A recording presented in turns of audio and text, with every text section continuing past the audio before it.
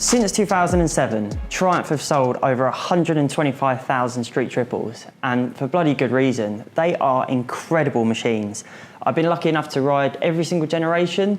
I had one for a year, the previous generation, as a long-termer, and I absolutely love them. But for 2023, they really have stepped it up a notch, and we've come down to Hinckley today to get a proper insight into what they've done. So we've got all three bikes lined up here today. I think it's probably best if we start with the R. So that is the entry-level model. That is something that's comparable to sort of your standard 890s, your standard MT-09s, your standard base in this higher capacity naked market. Tell us a bit about it. Well, you're starting off with a 120 PS motor. So this is the street triple motor that we've increased the performance by another 2 PS in the R model. Okay, so there's a lot of internal work gone on in the engine. I'll explain a bit about that later. I'll run through the specs first across the three. We've got suspension, fully adjustable suspension, front and rear, Showa suspension. We've got the separate function, big piston forks at the front, a single a monoshock piggyback reservoir Showa RSU. We've got a seat height of 826 millimeters, which is more or less the same as the outgoing model. But on the ergonomics, we've increased the bar width by 12 millimeters. Okay, now that's to give you more leverage and again, improve the agility of the bike. We've added technology as well. This bike has got, for the first time, corner optimized ABS and corner optimized traction control. So we've got a more comprehensive brake modulator that incorporates an IMU. That allows us to measure the angle of lean of the bike, allowing us to optimize the braking and also the traction control at any angle of lean. Added to the spec of what is the entry model, we've got an up and down quick shifter, which is really fine unit. It's tuned for every engine speed, every throttle opening. It's completely mapped and it's tuned for up and down shifts to give a really slick shift whether you're on the road or on the track. Well, it sounds like a lot's gone into it, and looking at the spec, it is impressive. But obviously, even looking at the two, between the R and the RS, you can see that there's a big gulf between them. So what does the extra money get you on the RS? We've gone bigger, 130 PS. So that's a 7 PS increase over the outgoing model. Now that's a lot. There's a lot of effort required to get that extra performance. We've jacked the back of the bike up to increase the headstock angle or tighten the headstock angle even tighter. So we're at 23.3 degrees, which is quite a steep headstock angle, and that reduces the trail to 97 millimeters. Again, improve agility and improve precision. Handlebars again are 12 millimeter wider, give you that little bit more leverage and a little bit more control and better rate of change of direction. On the forks, we've increased the spec. We've still got Showa there, but now both fork legs are fully adjustable, independently adjustable for compression, damping, rebound damping and preload. And on the rear, we've put an STX40 Öhlins rear shock. Okay, so a much higher specification shock, and as I say, back end higher to increase the rake angle of the bike. On the technology, we've also got an extra mode. So we've got 4 modes on the R and we've got 5 modes on the RS.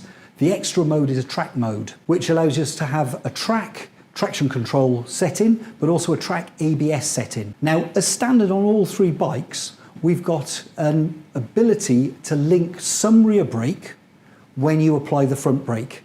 Now, that's not a simple link brake system at all. That's a fully mapped system.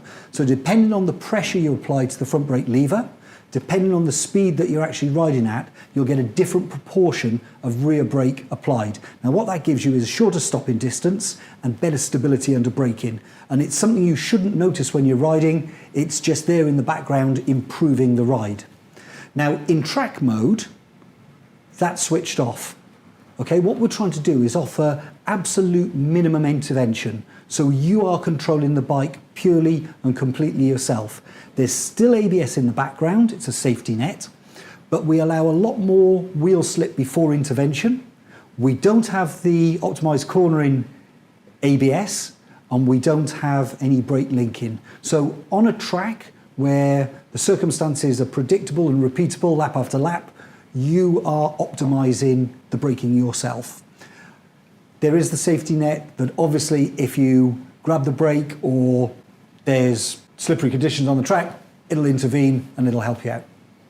And on the subject of which, obviously you talk a lot about how this is suitable for track riding, that the electronics are built for that. You said about the traction control and the fact that it is controlled by an IMU. Is that attached to wheelie control, or is that a separate entity? Yeah, no, it's got front wheel lift control built into the different settings for traction control. So depending on how much intervention you want for the traction control, you'll get an appropriate amount of front wheel lift intervention as well.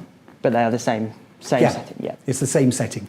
So obviously looking at it, it's almost a completely different looking bike, from everything from the shock to the dash. But then you look at this thing and it just blows you away. So what was the thought process here behind building the wildest sort of naked that we've ever seen from Triumph? Well, it's a really nice opportunity. We've obviously been supplying motors to Moto2 for a number of years now. It's a really good race series to be involved with. It's allowed us to take our learnings from tuning those engines for racing into these bikes. And this is just a showcase. This is a really nice way of building as close as you're going to get to a Moto2 bike for sale for the road. Okay, so you've got the 130 PS.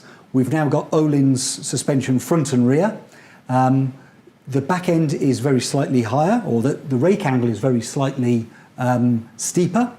So we're at 23 degrees. This really is set up for track and road use, but with very much a track focus, including the ergonomics, because we've got clip-on handlebars now, which are 80 millimeters lower and 50 millimeters further forward. So much more engaging riding position, and again, really appropriate for track use. So, well, all of it's to love, to be honest. And looking at these bikes, it's such a savage sector to be in. I absolutely love it because there's so much fun. Each bike from each manufacturer brings something else different to the table. What would you say the new Street Triple brings? Because it's always been that super reliably fun and easy to ride machine. What have you been aiming for with the 2023 model? Riding these bikes is glorious fun. It is all about the riding. So all the bikes we build, we focus on intuitive handling, intuitive throttle control. We don't want you to have to think about the riding. The bikes will help every level of rider get the maximum out of the bike. So from the geometry to the engine power to the engine tune, the ergonomics, the narrow standovers, the narrow tank, slightly wider bars, everything is about just letting you get more fun out of the ride. And with that, obviously fun is such a fundamental part of this package.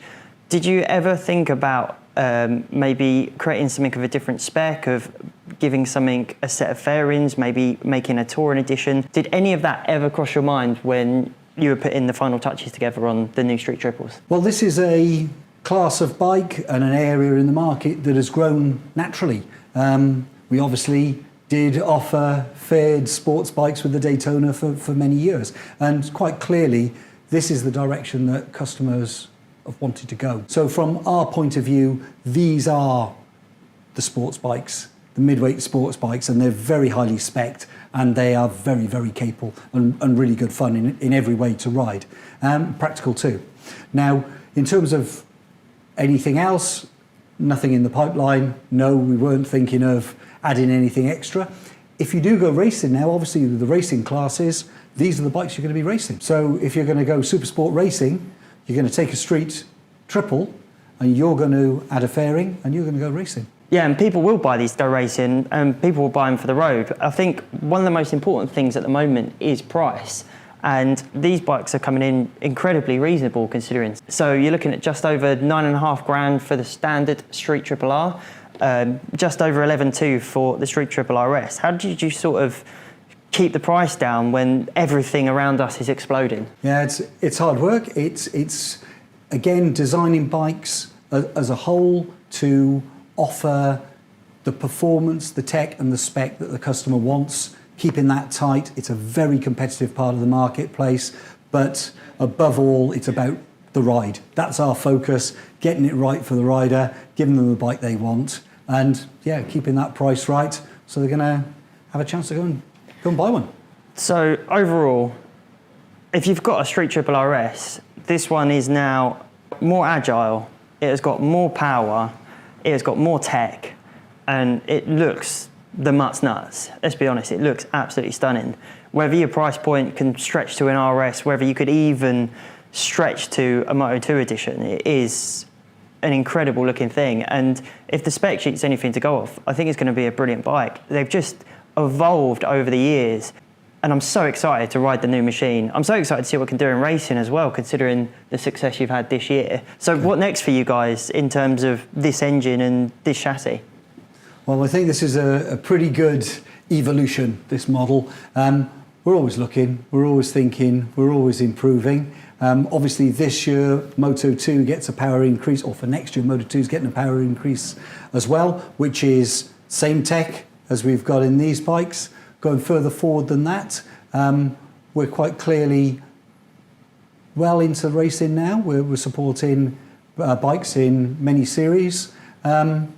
Just have to watch this space.